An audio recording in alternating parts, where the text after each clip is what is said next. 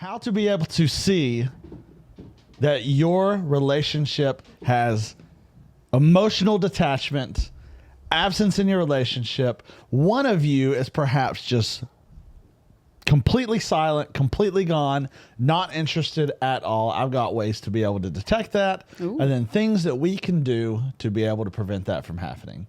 And it all...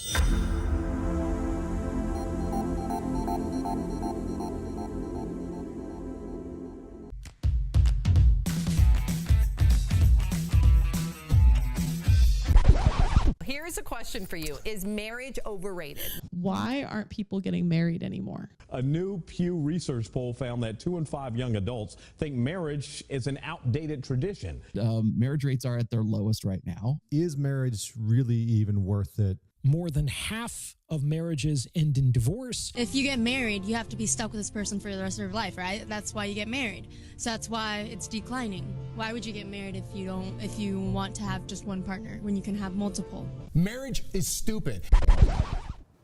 Welcome to the Married AF podcast, the self-proclaimed greatest marriage and relationship podcast in the world. We are your hosts, Matthew and Monica Powers. Baby, Yep. we're here today. Okay. How to be able to see that your relationship has emotional detachment, absence in your relationship. One of you is perhaps just completely silent, completely gone, not interested at all. I've got ways to be able to detect that. Ooh. And then things that we can do to be able to prevent that from happening. And it all stems from a story that I read a while ago that I'm going to read first. And this is like a whole nother next level of it all. But it led me to think, okay, this happened, and this is an extreme, but this happens in people's relationships where one person is just completely detached. They're not interested, and it seems like they're completely absent from the relationship. Okay. I'm going to need to hear the story because what I'm hearing is not a relationship.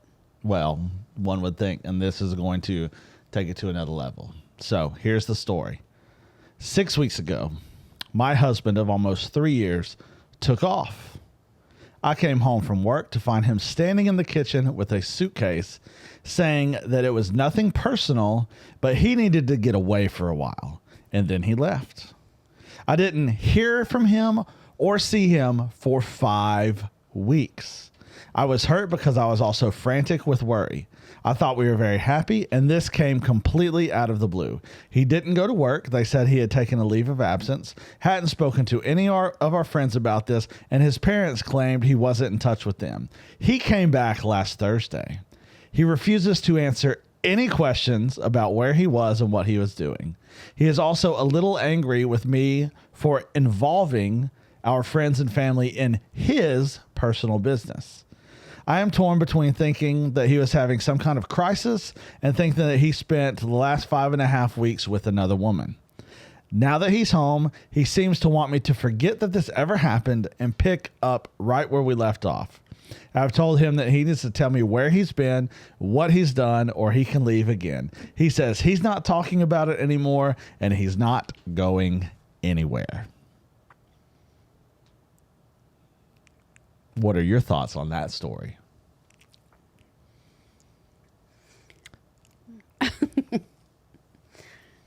You disappear for 5 weeks. You better be dead. Without wanting to say a word about it? Now, does it say what kind of job he has? No, it is not. Because I do know that if you are in some kind of military service type of situation, if you are in that type of job where they make you drop everything you're doing some kind of secret job or something, you can't talk about it. But that would be, for me, that would be if that were us, okay, I gotta go to work. Let's hypothetically say that were us, and I'm standing in the kitchen with the bag. I'm not going to say, hey, I need to take off for a little while. It's going to be I have to go to work, and I'm going to be gone for a little while. And you would know at that point, like, okay.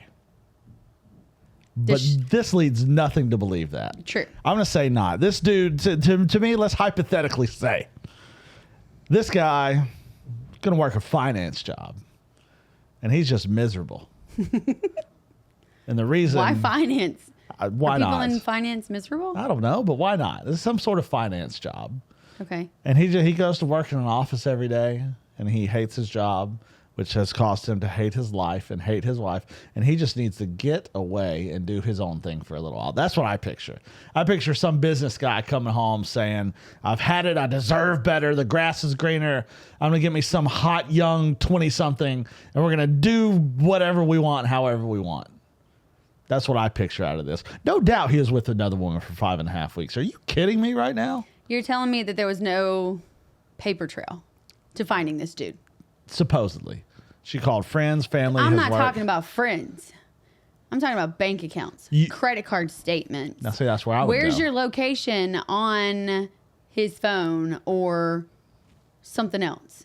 To me, how can you go away for 6 weeks and just disappear and nobody have a clue where you are, what's going on, what it's about? How can you leave your wife for this amount of time and then just show back up at home like, hey, I'm back. What's for dinner? Right where we left off. Hey, what? But he's pissed off because she got family and friends involved in his personal business. You selfish piece of crap. That's not my initial response. Now, we don't know the whole story. This is all that the article said, and neither here nor there. This is stupid. An age for no. Because they've only been married for 3 years, but that doesn't mean necessarily mean anything. They could be 21 years old. They could be in their 40s. I don't know. It doesn't say anything about having children. No, but I can't imagine you just show back up like, hey, honeys, what's for dinner?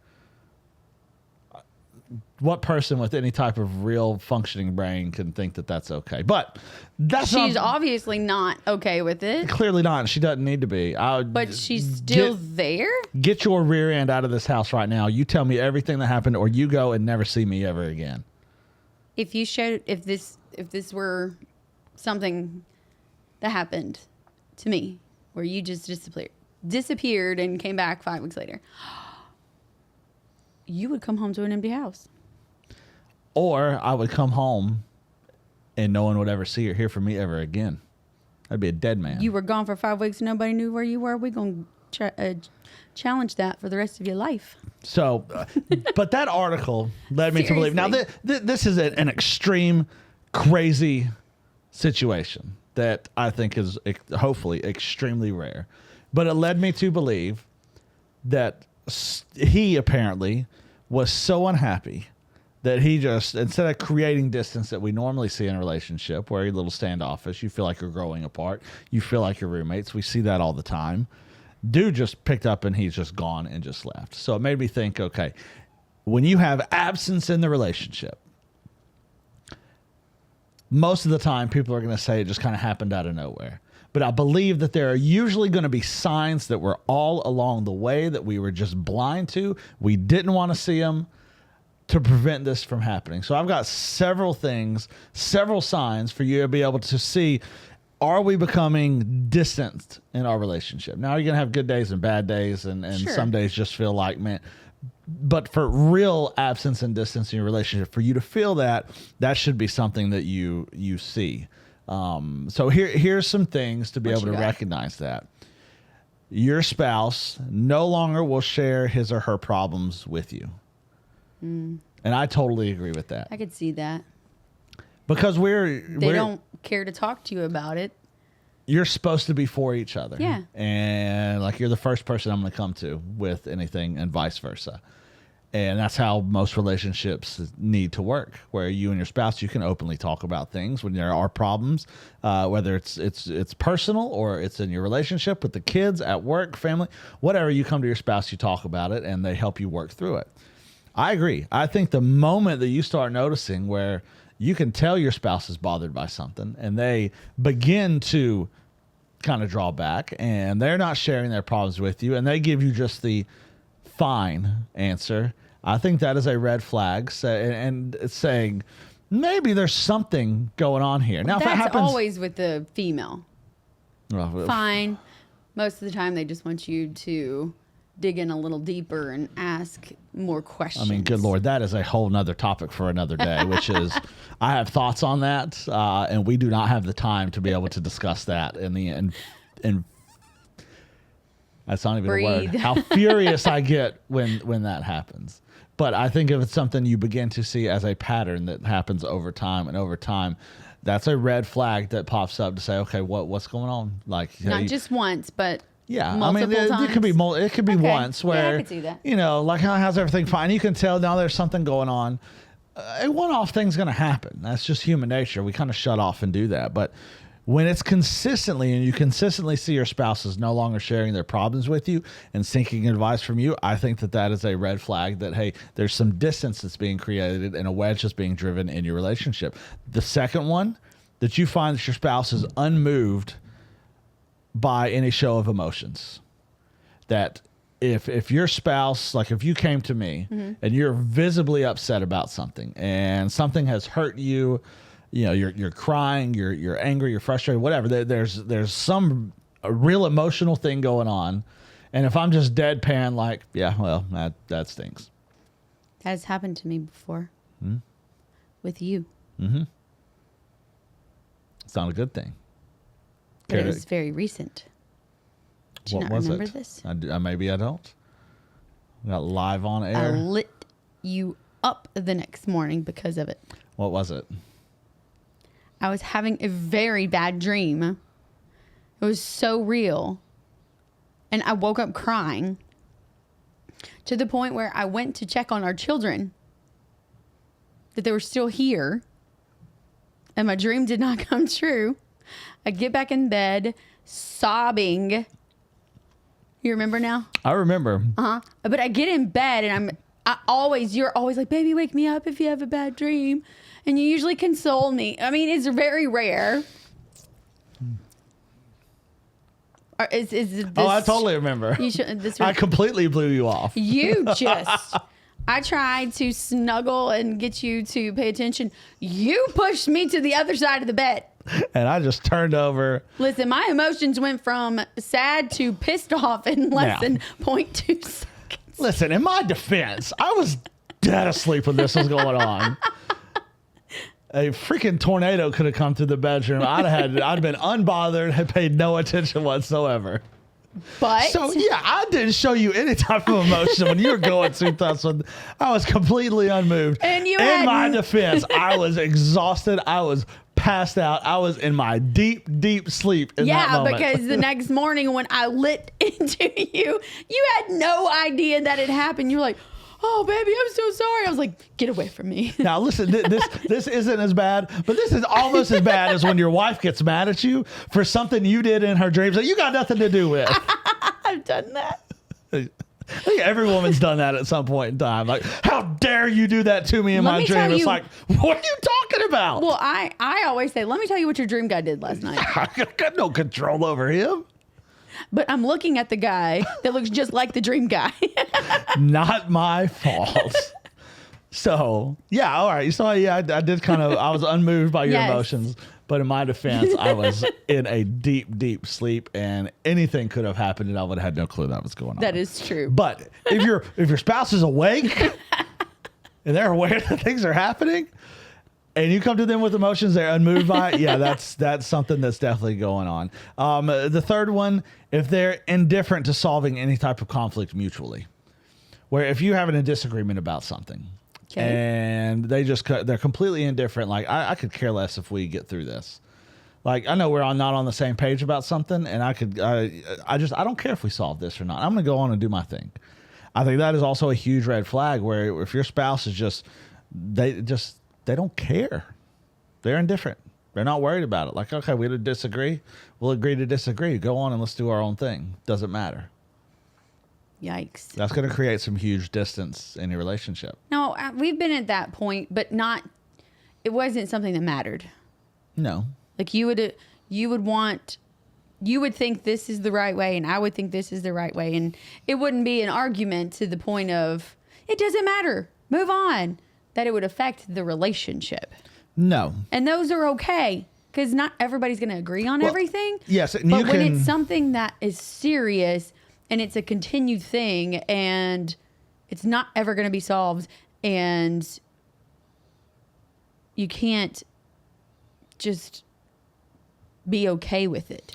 Like, I'm okay with you not agreeing with me on certain things. Yeah, I think you're not going to agree with every little thing.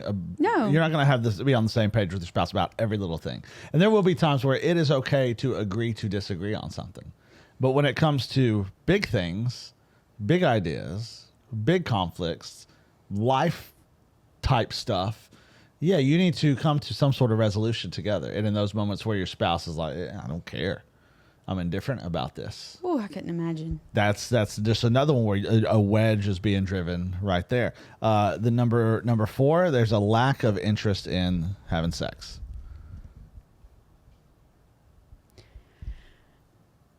You have thoughts. I see that in a lot of relationships, though. Explain. There's one that wants it more than the other. I mean, I think that's true most of the time, though.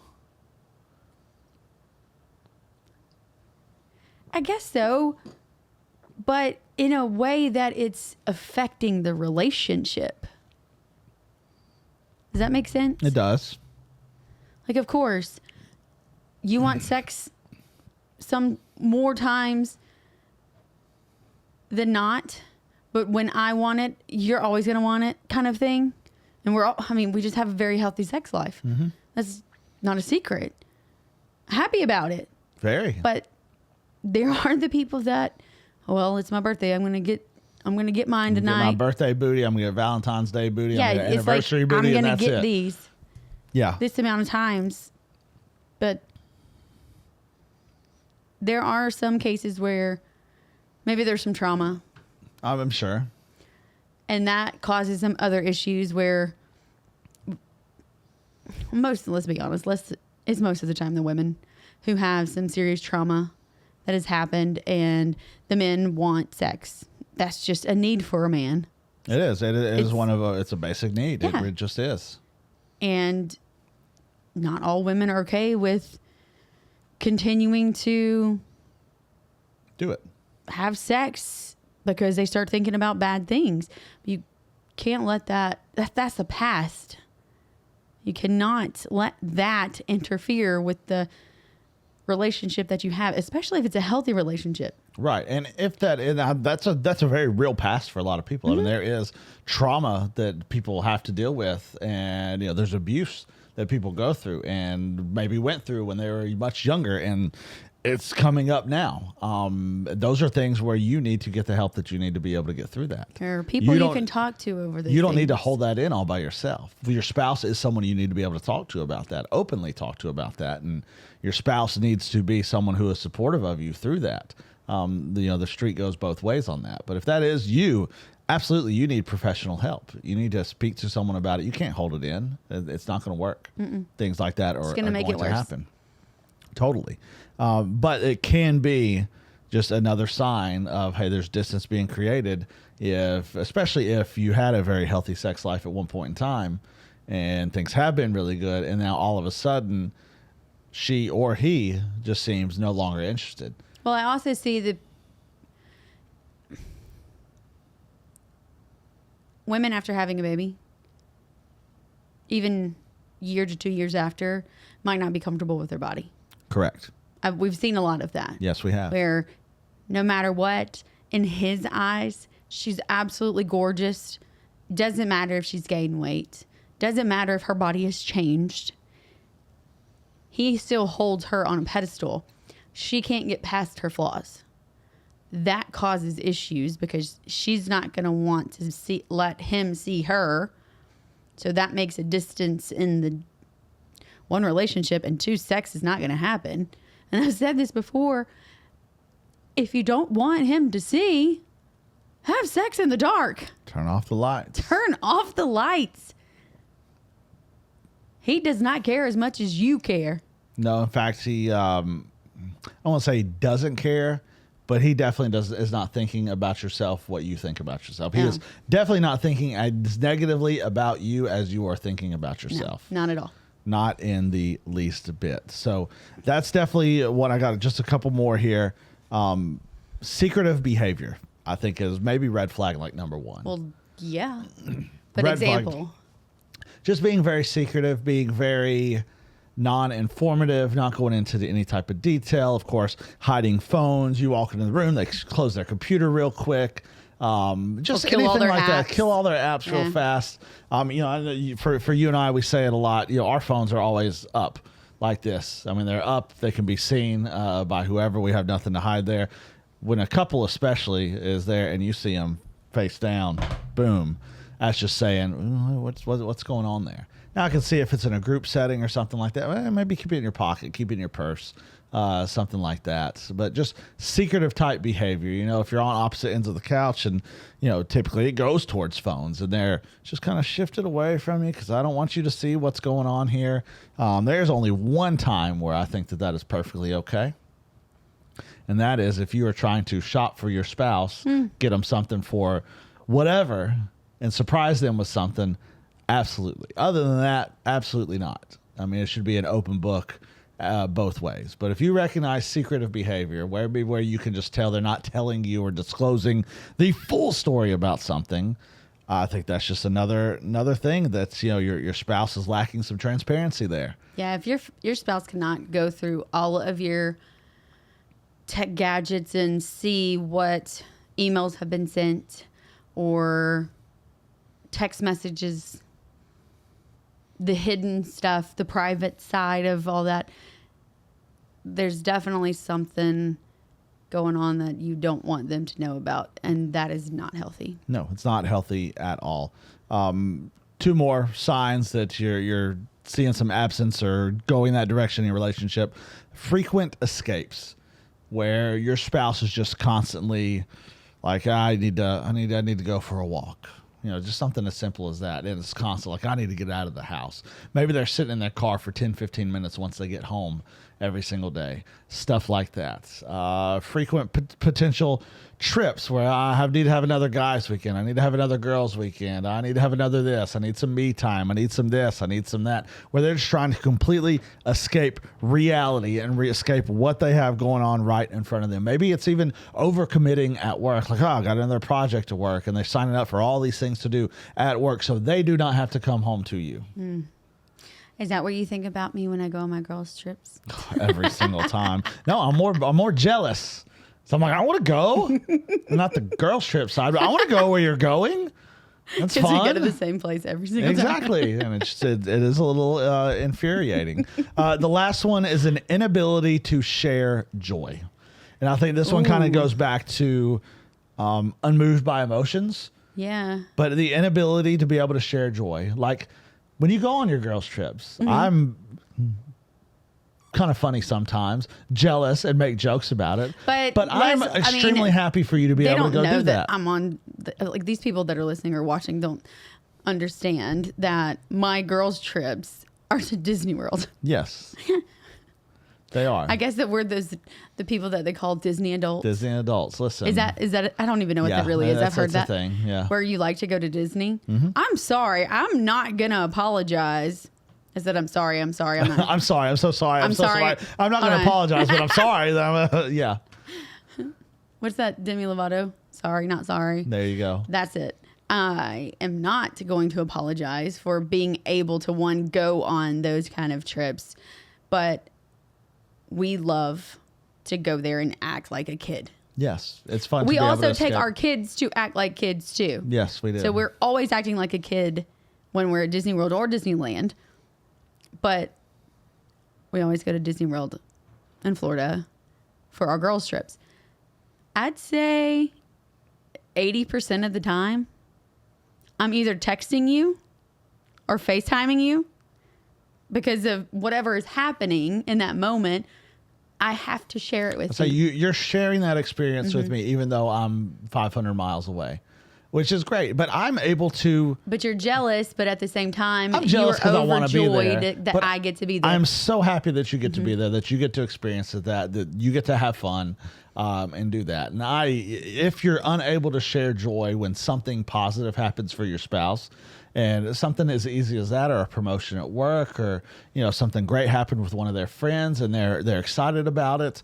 If you're unable to share the joy and not show enthusiasm like your spouse is, and not kind of meet their same level and meet their same energy with something that excites them, then yeah, that can be something. Now again, one-off instances are going to happen with all of this stuff.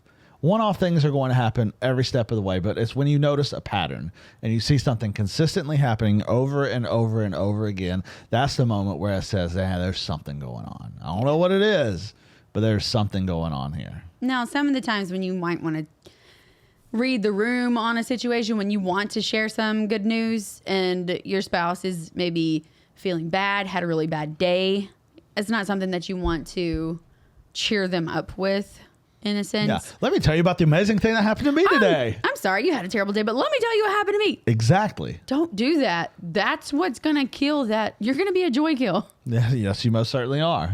So don't read the room. Know your audience on, should I share this information of joy at this moment or wait? Because it can wait. Yes, it can, most certainly can wait. Read the room, find the right time. There's a time and place for everything, and that's important to do that. So if you're experiencing that, you've noticed some of these red flags, it's definitely time to take a look and just kind of dissect everything, take inventory of where you and your spouse are. But I've got a few things here that this is a way to kind of overcome that. If you're recognizing that stuff, there's just small things we can do, because if these things are happening, if you're noticing these things in your spouse, I'd be willing to bet everything we got it's not all on them, that there are probably some things internally that we're doing that is causing that to happen. They're not completely off the hook, but it's so hard for us to look in the mirror and point to ourselves and say, you know what? I could have contributed to that, maybe just a little bit. So to find a good balance there, I think one thing that's important to do is express appreciation to each other, even in the smallest, like little things. You know, oh, thanks for making me a sandwich. You know, thanks for grabbing this at the store for me.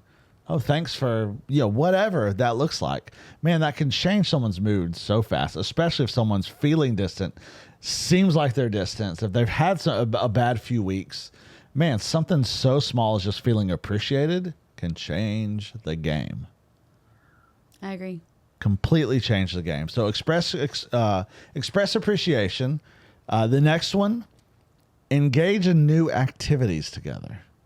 Try something new with each other. It can be as simple as try a new different restaurant. Instead of going to Applebee's, go somewhere else. You know what I mean? Okay, Ricky Bobby. But try new things together.